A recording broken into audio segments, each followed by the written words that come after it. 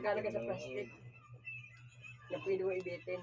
Na ganyan ang uling yan dun eh. Patanggal ang kamay ng uling. Natanggal yung umi sa kwarto. Kaya ako nakapasok sa kwarto yan. Hindi, ay nawala umi kulog. Nakakonect ba siya dito? Uwi tayo doon. Punta tayo doon. Masbate. Maganda ba doon? Ipakilala mo siya doon sa mga chicks. Ayoko. Ana Rose lang. Pakaya lang siya dun sa mga mukhang chokoy. Mga hipon.